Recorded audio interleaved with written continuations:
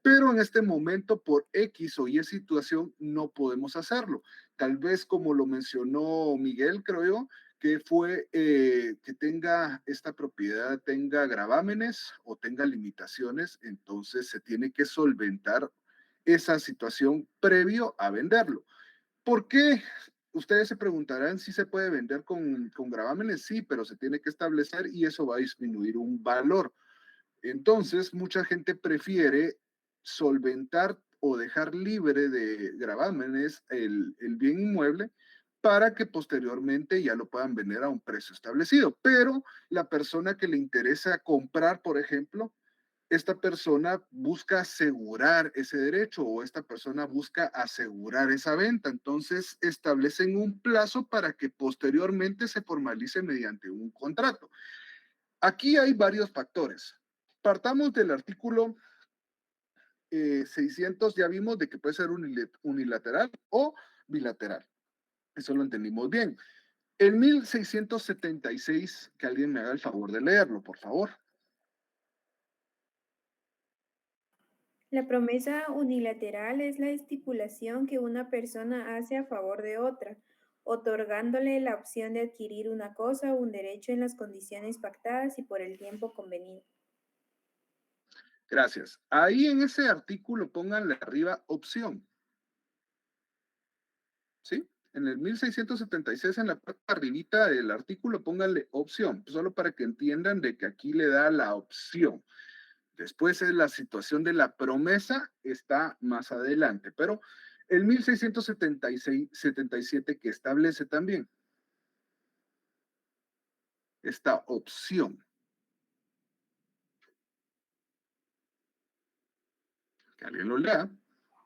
La opción puede ser contrato independiente o celebrarse como pacto accesorio de otro, y en ambos casos debe contener las condiciones en que ha de realizarse el convenio.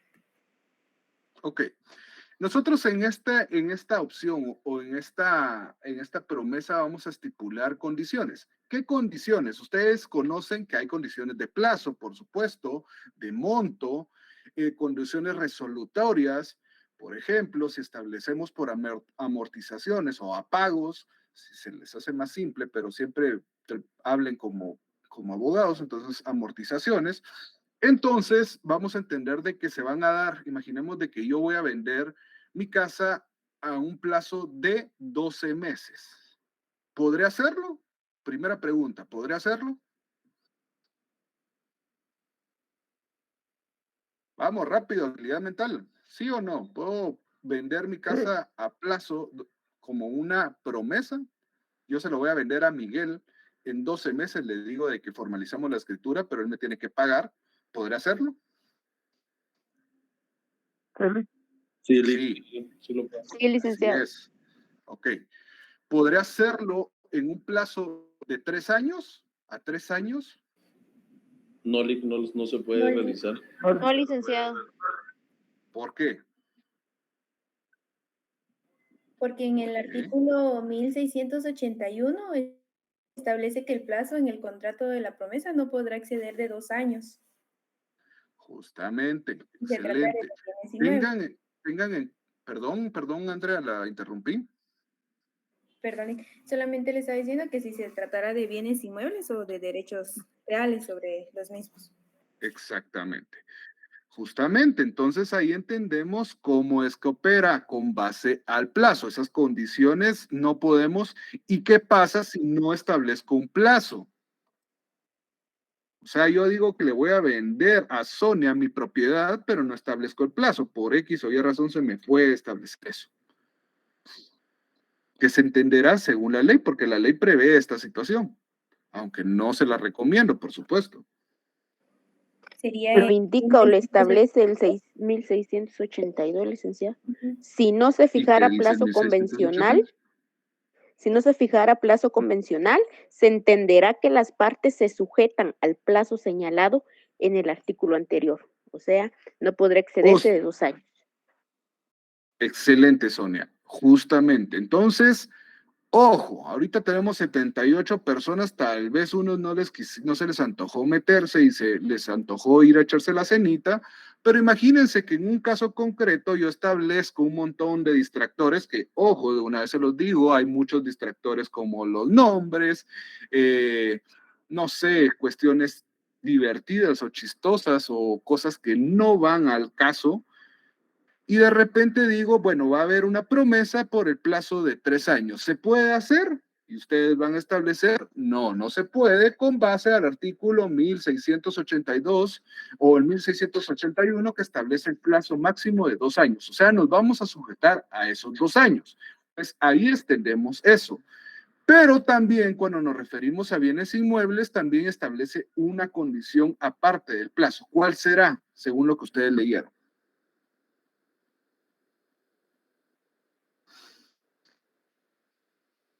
¿Qué creen que deberá hacer si se refiere a una escritura pública? Lo habíamos mencionado antes, pero está inmerso dentro de esto también. Inscribirse, licenciado, en el registro de la propiedad.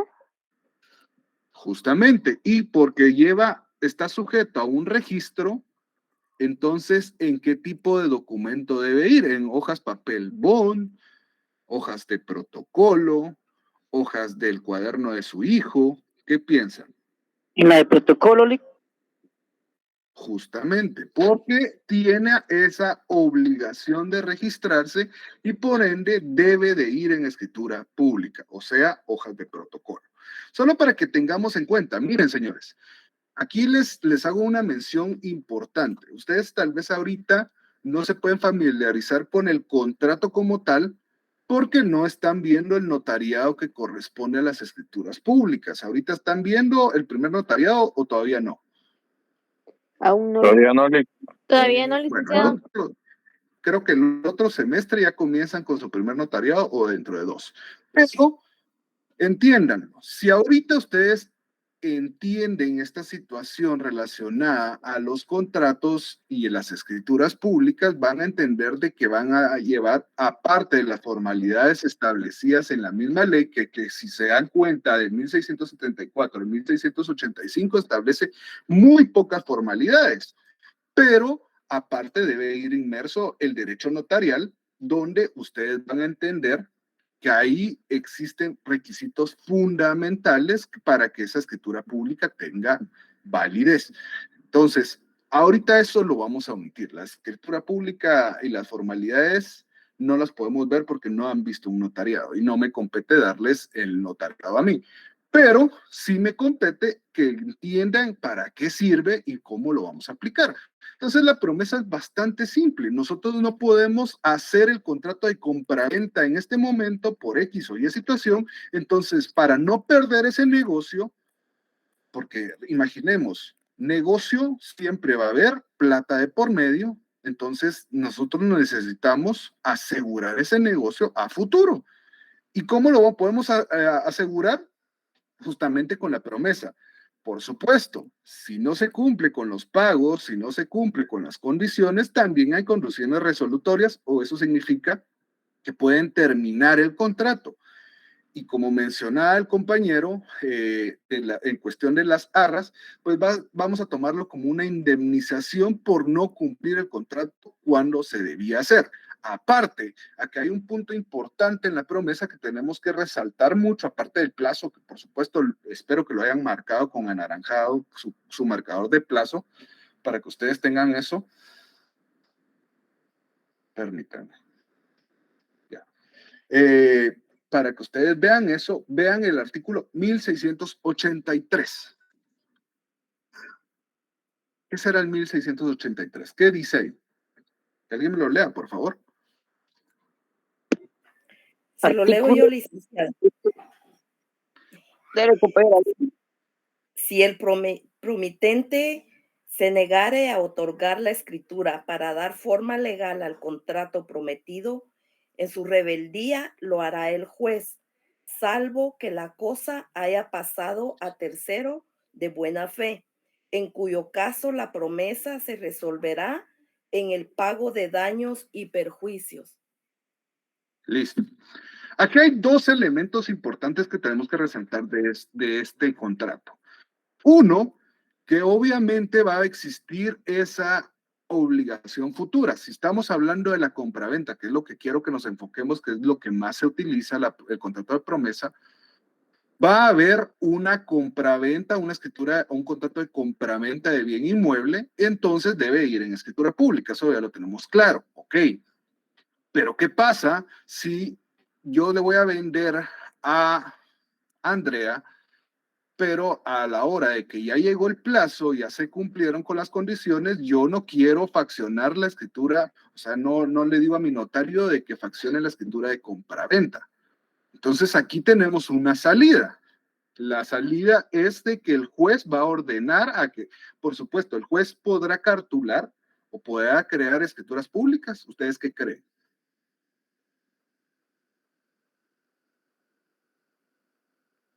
¿Será que el juez puede otorgar una escritura pública? Pregunta en privado. Quiero oír su expertise, o sea, ¿qué creen? Pero que contesten de verdad, 83 personas y se tardan un montón para contestar. Nos pasamos a educación superior, entonces les pongo a leer libros y hacemos resumen de eso, y si entendieron, bueno, y si no, no. Eso es educación superior en distintas universidades de otros países, así se da la educación superior. Aquí vamos a pasitos, pero si no participan, lo vamos a hacer de esa forma. Tienen un subtexto para leer cada día de clase y aquí debatimos. ¿Estamos? ¿Quieren eso? A ver, ¿quién levantó la mano? Ángela.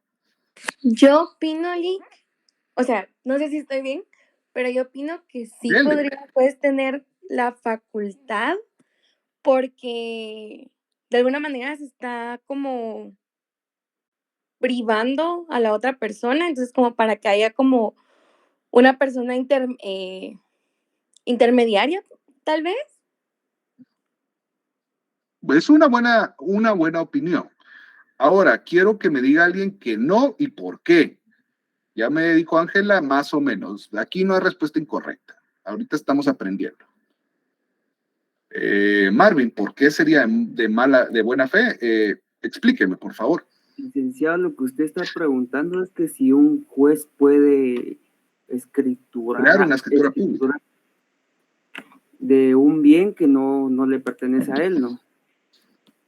Claro, es que estamos en la situación donde yo no quise otorgar, no faculté a mi notario para que otorgara la escritura de compraventa cuando ya se cumplió con las condiciones para el plazo de la promesa, llegamos a este punto donde solo tenemos que hacer el contrato de traslativo de dominio, pero no lo hago, o sea, me pongo necio que no quiero.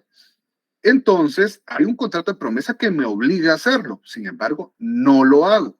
Entonces, el artículo 1683 nos dice que un juez, ahora la pregunta es, ¿será que el juez puede saca sus hojas de protocolo y empieza a faccionar la escritura? ¿O qué creen que se hace? Yo entiendo de que no tengan nada en relación a esto, pero quiero oír su lógica. Licenciado, yo pienso que un juez no puede hacerlo como tal, pero sí puede mandarlo a hacer, porque en la ley de titulación supletoria, pues, nos establece que para el interesado deberá probar la posesión legítima, continua, pública, de buena fe y a nombre propio. Entonces, el juez únicamente puede mandar a la otra persona que lo haga, no lo puede hacer él mismo. Excelente. Gracias, Marvin. ¿Alguien más que tenga algo que opinar? Sí, Miguel. Así me gusta que sea la clase. Es que el derecho se debate. Creo que la salida acá sería que el juez tendría que solicitar una certificación al registro de propiedad. Sí, eso sí, para determinar de que no esté a nombre de otra persona. Sí. Ajá, porque él no puede realizar directamente la escritura. Exactamente. Tocayo, justamente. Entendamos que el juez va a ser el árbitro, a los que les gusta el fútbol. Es el árbitro. El juez tiene muchas funciones, pero él no puede crear un instrumento público. Para eso está facultado un notario. por supuesto, ¿qué es lo que hace el juez cuando requiere intervención de un notario? Ustedes lo van a ver en su procesal civil 1 y 2. Espero en Dios de que se los den bien para que entiendan muy lo bonito que es el civil. Él manda, ve el listado de notarios activos con base a lo que aparece en el Colegio de Abogados y Notarios, vira y de repente, bueno, llamemos a 3 posibles, a una terna, a estos 3 posibles, y el que acceda a faccionar esa escritura, pues ahí está. Él no lo va a hacer, pero va a ordenar a alguien, pues no lo va a obligar, pero va a mandar a llamar a un notario que quiera faccionar eso, con intervención del juez. O sea, el juez lo está haciendo para que se haga ese contrato. ¿Entendimos este punto, señores? Sí, licenciado. Sí, Conste, pues. Entonces, no es el juez el que lo hace, pregunta que puede venirles o pregunta que les pueden hacer en el privado, el juez no lo va a hacer. Y por supuesto, cuando ustedes estén en un técnico profesional, van a entender que la función del juez en qué consiste, pero eso lo van a ver más en su procesal civil o en sus procesales para que entiendan bien eso. Pero, de momento, entonces decimos no. Javier, ¿algo que decir para que sigamos avanzando? Sí, licenciado, disculpe, fíjese que a mí no me quedó muy claro porque yo tenía entendido que el juez, o sea, sí lo podía hacer, pero no debería hacerlo. No sé si me lo podría volver a explicar, disculpe, Lick. No es que lo pueda hacer. Miren, para ser juez sí se necesita ser, obviamente, abogado y notario. Nosotros tenemos, cuando ustedes se gradúen, van a ser licenciados en ciencias jurídicas, abogados y notarios, o sea, 3 títulos.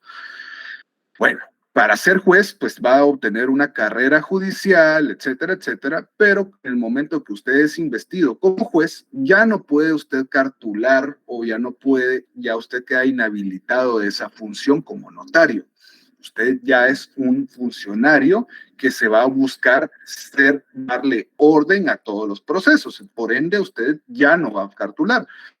Entonces, ¿qué es lo que hace un juez? Se asiste de gente, así como puede asistirse de un ingeniero evaluador para un proceso sumario de interdictos, por ejemplo, también, o de una partición de un bien inmueble, se asiste de un notario y de un ingeniero para que ellos realicen la función. Entonces, a esto se refiere este artículo. No está diciendo que el juez va a ponerse a cartular una escritura pública, porque eso no lo puede hacer, pero sí va a llamar a un notario para que éste haga esa función. ¿Le quedó claro, Javier? Sí, muchas gracias, licenciado. Ok. Pregunten, señores. Miren, de verdad, aquí no importa realmente si tienen respuestas tontas, que aquí para eso es. Pero lo importante es que participen, porque si están acá conectados con todo, con las cámaras apagadas, que ya les había dicho que las prendieran, pero no lo quisieron hacer, no importa. Pero si no participan, de verdad, es como que ustedes están jalando para entrar a un nivel más complicado. Yo con mucho gusto voy a solventar las dudas que pueda.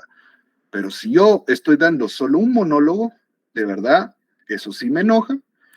Y de verdad que el daño se lo están haciendo ustedes. Entonces, pregunten, participen, y aunque su respuesta sea errada, aquí la vamos a solventar. Y si no lo sé yo, porque yo no lo sé todo, yo no soy un egocéntrico que creo que sé todo, averiguamos. Así de sencillo. Bueno, siguiendo en ese orden de ideas. Entonces, el 1683 nos establece eso. Pero, ¿qué pasa aún así si se llegó las condiciones, se llegó el plazo, no se formalizó nada y yo, la persona que me iba a comprar el bien, me dijo, no, ya no lo quiero? ¿Podré hacer algo aparte de llorar porque mi negocio se frustró? Según ustedes y según la ley, porque ustedes ya interpretan la ley, ¿qué creen que puedo hacer?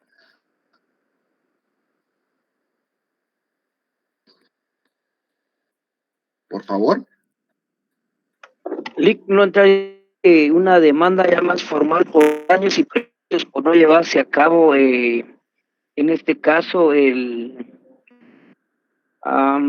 El negocio. Negocio. Justamente, Ahí tenemos daños y perjuicios, lo establece en 1683, pero algo más se nos está pasando. Maco, ayúdeme. Perdón, estoy cerrando. Buenas noches. Me quedé con la duda de la pregunta que usted hizo, porque usted dijo, si yo quería adquirir y ya no lo quiero. Pero según lo que dice el 1683, entiendo yo que es la persona que está ofreciendo dar el bien. Sin embargo, también, pero puede ser bilateral. Claro, o sea, yo entiendo que aquí lo que procedería es de alguna manera pedir pago de daños y perjuicios según lo que dice el artículo, en función de que... Sí, pero ¿qué dice el 1684? Licenciado, ahí indica que hace referencia al tiempo que yo tengo para ejecutar eso, que hace referencia solo a 3 meses posteriores. Exactamente, pero eso vamos. Vean. Ajá, siga. Pues básicamente se pierde el derecho y exime de la responsabilidad cualquiera. Exactamente, en el plazo, si no lo hace en ese plazo, perdió. Correcto. Ok. En ese orden de ideas, gracias Marco, en ese orden de ideas, cuando la promesa es bilateral, o sea, yo me comprometo a venderle el bien y él se compromete a pagarme el bien. Tenemos claro de que puede ser bilateral. Entonces, tenemos estas dos obligaciones, ¿verdad? Cada uno tiene su obligación. Si una de esas partes falla, entran las arras como indemnización porque se da eso, o sea, sí, por eso se establece una cláusula a las arras o las arras para establecer, voy a vender mi bien en 1.000.000 de quetzales, pero vamos a dar de arras para, mientras se llega a culminar el contrato, vamos a dar 25.000, no, 25.000 es muy poco, 250.000 quetzales en concepto de arras. Si el día llegó lo estipulado y una de las partes se hace para atrás, entonces, ¿qué es lo que sucede? Entonces yo me quedo con las arras. O sea, si yo fuera el comprador, si yo fuera el vendedor y el comprador me dice que ya no, en el momento principal, cuando formalizamos la promesa, establecimos las arras y en ese momento se dieron. Si no las dio, si no quiere el negocio, pues perdió sus arras. Ok, ahí entendemos ese punto, ¿verdad? Pero también se puede dar el plazo establecido. O sea, tenemos que hacer, si nosotros queremos acudir al órgano jurisdiccional y ponerlo en movimiento, entonces tenemos obligatoriamente que hacerlo en un plazo determinado. Si no lo hacemos en el plazo de, ¿cuánto tiempo? 3 meses. Son 3 meses, Nick. 3 meses.